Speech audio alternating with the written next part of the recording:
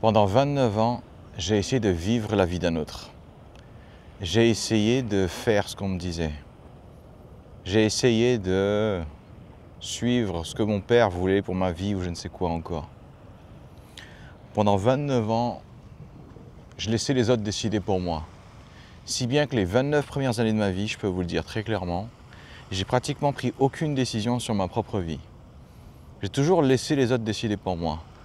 Ce que j'allais faire comme études, ce que j'allais faire comme boulot, ce que j'allais faire comme je ne sais quoi encore. C'était jamais moi qui décidais. Il m'a fallu 29 ans pour comprendre que c'était pas la marche à suivre si je voulais devenir heureux, si je voulais être heureux, si je voulais être épanoui ou je ne sais quoi encore. Et pourtant, on m'a dit exactement l'inverse pendant tout le processus.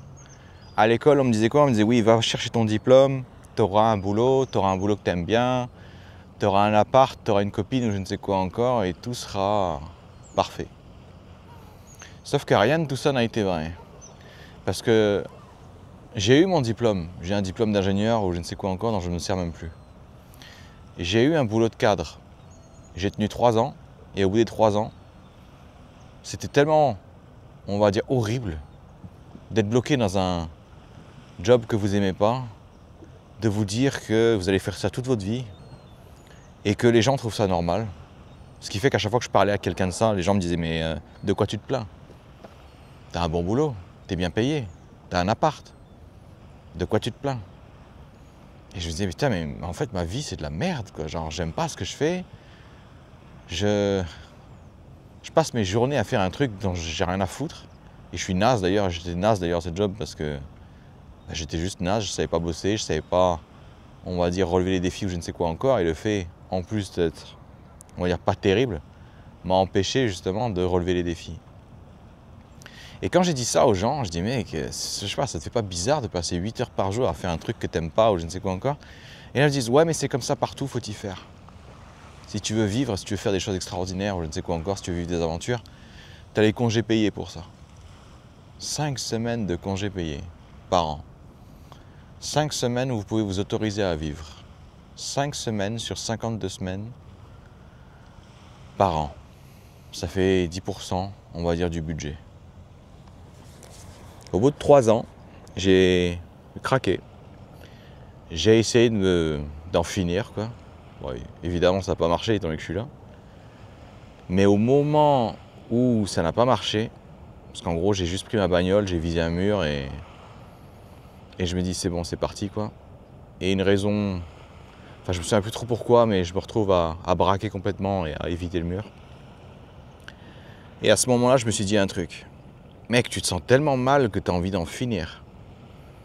Est-ce qu'à un moment, t'as pas atteint le point où tu peux te dire c'est bon, maintenant tu peux vivre ta vie?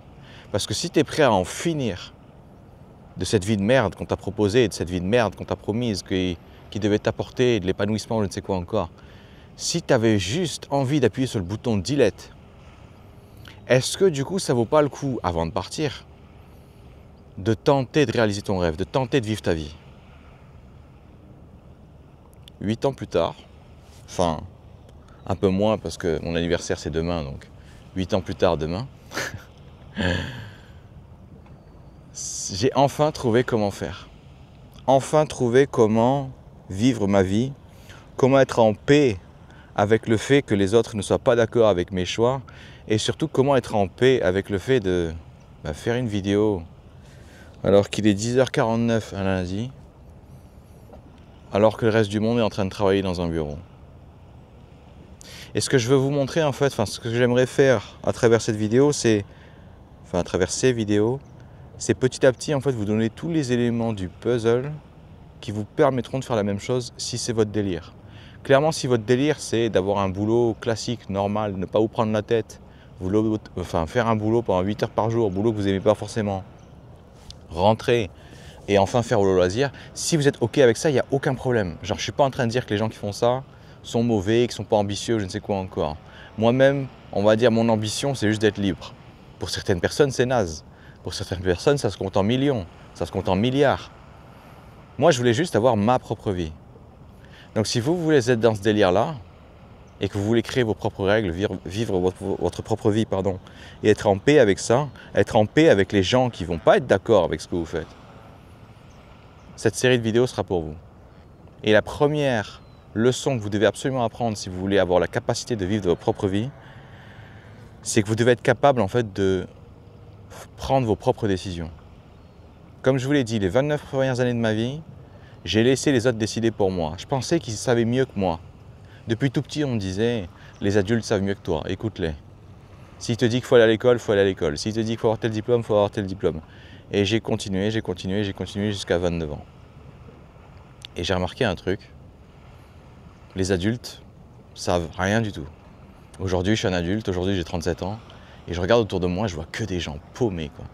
Que des gens à qui on a menti, à qui on a promis des rêves, à qui on a promis l'épanouissement ou je ne sais quoi encore, et tout ce qui vous parle, enfin tout ce dont ils sont capables de parler, jour après jour quand vous leur parlez, c'est putain c'est dur de payer les factures. Genre imagine, tu te fais chier à mettre ta vie de côté, tu te fais chier à oublier complètement tes rêves, oublier tout ce que tu veux faire, pour rien en fait, parce que finalement tu vas payer tes factures comme tout le monde et tu vas juste vivre 5 semaines par an, et encore, si tu as encore la force d'aller quelque part en une semaine, et je sais même pas ce que tu fais en fait en vrai une semaine. Putain mais filez-moi au moins un mois quoi, un mois au moins où je peux aller dans un autre pays, vivre ce qu'il y a à vivre là-bas et ensuite revenir quoi. Mais une semaine, allez vous faire enculer quoi.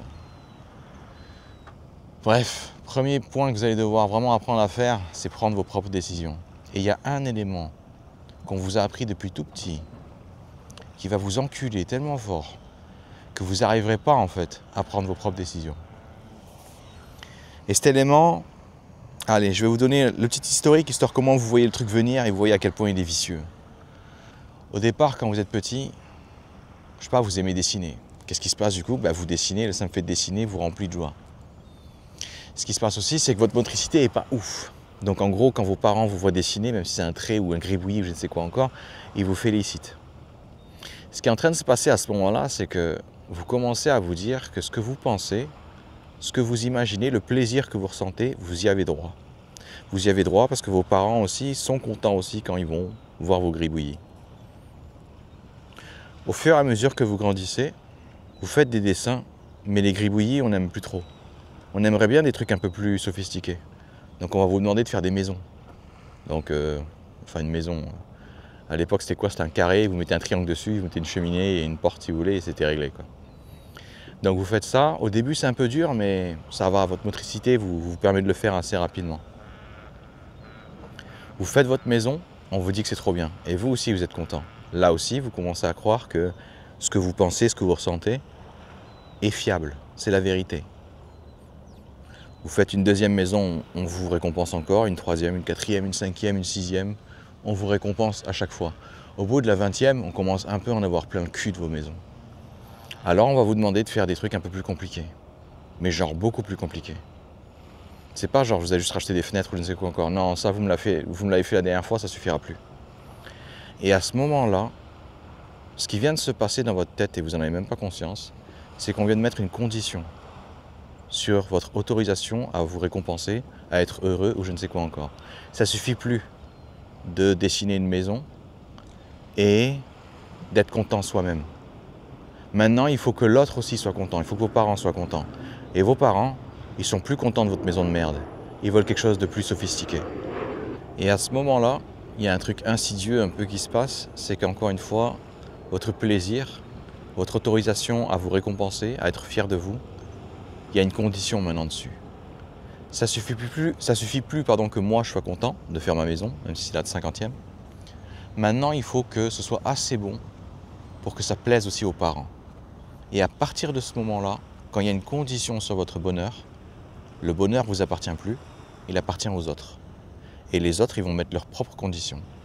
Et c'est ce qui va se passer en fait pendant toute votre enfance et pendant toute votre éducation. Quand vous allez à l'école, qui c'est qui vous dit si vous avez fait du bon travail? C'est jamais vous-même, c'est le prof. Qui c'est qui vous dit si ce que vous avez fait c'était bien, c'était appliqué ou je ne sais quoi encore? C'est jamais vous-même, c'est le prof. Je pense que vous avez déjà eu ce truc-là, quand vous étiez petit, vous vous appliquez sur un truc, vous êtes plutôt satisfait, vous le montrez au prof, vous êtes persuadé que ça va passer, Et là, vous voyez dans ses yeux qu'il se dit « Putain, mais il se fout de ma gueule, ce mec. » Enfin, ce gamin. Et là, vous prenez une grosse rouste. Parce que vous vous rendez compte que parfois, votre condition pour être heureux, parfois, elle est complètement décorrélée avec ce que le mec attend. Vous pensiez avoir bon, vous pensiez savoir ce que le mec voulait, vous le faites et vous vous faites torcher.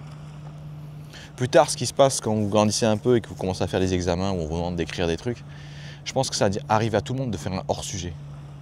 Genre, vous faites un boulot, vous êtes vraiment content, vous dites putain, franchement, j'ai taquiné et tout. Et là, la copie, elle revient 0 sur 10, HS pour dire hors-sujet. Vous étiez content de ouf, vous étiez fier de vous, vous avez trouvé des idées de baiser. Et là, vous prenez une tôle. T'as pas lu assez bien l'énoncé. Et dans votre tête, vous étiez sûr d'avoir bien compris l'énoncé. Et quand le mec vous explique en fait que non, l'énoncé, il fallait le comprendre comme ça, etc., vous dites putain, vas-y, ça me casse les couilles, quoi. Ça me casse les couilles parce que j'ai fait un truc avec mon cœur et que je pensais que c'était bon et je me suis fait torcher encore une fois. Et en fait, c'est marrant parce qu'on a l'impression que c'est normal, tous ces trucs-là. Mais ce qui est en train de se passer, en fait, pendant que vous êtes en train d'être à l'école, d'être éduqué, à la maison, je ne sais quoi encore, on est en train de vous conditionner. On est en train de vous conditionner pourquoi? On est en train de vous conditionner pour plus tard. Il ne faut pas oublier que l'école, à la base, c'est fait pour faire en sorte que les gens qui sortent de l'école puissent aller travailler directement. En fait, la première fois qu'on a commencé à travailler comme on travaille aujourd'hui, avec le système d'organisation qu'on a aujourd'hui, typiquement l'usine, etc., les premiers travailleurs en usine, c'était une saloperie. Les mecs venaient, ils étaient bourrés, ils venaient pas à l'heure, ils partaient quand ils voulaient, ils travaillaient comme ils voulaient, à la vitesse qu'ils voulaient, c'était le bordel.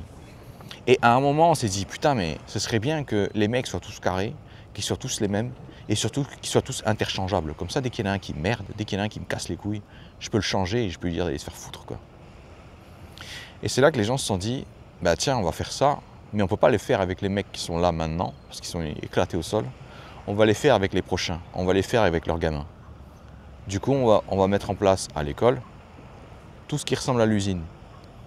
Pourquoi il y a une sonnerie en primaire ou je ne sais quoi encore? Parce qu'à l'usine, il y avait une sonnerie pour dire la pause.